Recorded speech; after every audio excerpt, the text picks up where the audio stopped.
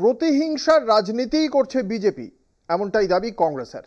National Herald মামলায় সোনিয়া গান্ধী ও রাহুল গান্ধীর নাম জড়াতেই কেন্দ্রীয় তদন্তকারী সংস্থার বিরুদ্ধে পথে নামল কংগ্রেস। তাদের বক্তব্য, প্রতিহিংসা মেটাতে কেন্দ্রীয় এজেন্সিকে ব্যবহার করছে সরকার। কেননা এর মধ্যেই পিএমএলএ মামলায় গান্ধী পরিবারের সোনিয়া ও রাহুল সমেত তাদের ঘনিষ্ঠ স্যাম পিত্রোদা ও সুমন দুবের নামও চার্জশিটে জমা দিয়েছে ইডি। কেন্দ্রের বিরুদ্ধে রাজনৈতিক প্রতিহিংসার অভিযোগ তুলে সরব হয়েছে কংগ্রেস। এখন কথা, পশ্চিমবঙ্গে তৃণমূলের বিরুদ্ধেও বারবার ইডি সিবিআইকে ব্যবহার করার অভিযোগ উঠেছে, কিন্তু কংগ্রেস তখন এখানে কুটোটিও নাড়েনি, মুখে কুলু পেটে বসেছিল চুপচাপ।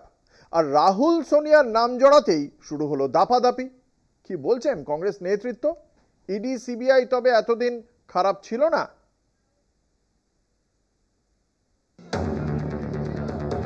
অবশেষে কেন্দ্রীয় সংস্থার বিরুদ্ধে পথে নেমে বিক্ষোভ দেখালো কংগ্রেস। কেন্দ্র সংস্থাকে কাজে লাগিয়ে প্রতিহিংসার রাজনীতি করছে বিজেপি। মোদী জামানায় বিরোধী দলগুলির এই অভিযোগ নতুন নয় এর বিরুদ্ধে বিরোধীদের প্রতিবাদ আন্দোলন। নতুন শুধু কংগ্রেসের পথে নামা। অবিজেপি শাসিত রাজ্যগুলিতে শাসকের বিরুদ্ধে ইডি সিবিআইয়ের মতো সংস্থাকে দিয়ে হেনস্থা করাটাই যেন দস্তুর হয়ে দাঁড়িয়েছে। বাংলায় তৃণমূল, দিল্লিতে আপ, ঝাড়খণ্ডে জেএমএম নেতৃত্বকে ইডি এবং সিবিআই দিয়ে গ্রেপ্তার করলেও কংগ্রেসকে পথে নামতে দেখা যায়নি। কিন্তু মঙ্গলবার ন্যাশনাল হেরাল্ড নিয়ে আর্থিক বেনিয়মের জেরে পিএমএলএ মামলায় ইডি সোনিয়া, রাহুল সহ গান্ধী পরিবার ঘনিষ্ঠদের নামে আদালতে চার্জশিট দিতেই পথে নেমে পড়ে বিক্ষোভ শুরু করে কংগ্রেস। গান্ধী পরিবারের বিরুদ্ধে 2000 কোটি টাকার সম্পত্তি হাতানোর অভিযোগে মামলা করে কেন্দ্রীয় সংস্থা। ঘটনাচক্রে এর আগেই সোনিয়ার জামাতা রবার্ট বাড্রাকে ভিন্ন একটি মামলা ইডি দীর্ঘক্ষণ জেরা করে।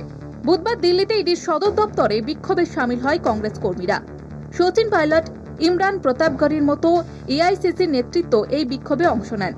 এদিকে মুম্বাইতে ন্যাশনাল হেরাল্ড পত্রিকায় প্রকাশক অ্যাসোসিয়েটেড প্রেস লিমিটেডের দপ্তর বুলডোজার দিয়ে গুড়িয়ে দেওয়ার দাবি জানিয়ে বিক্ষোভ দেখায় মহারাষ্ট্রের বিজেপি নেতারা।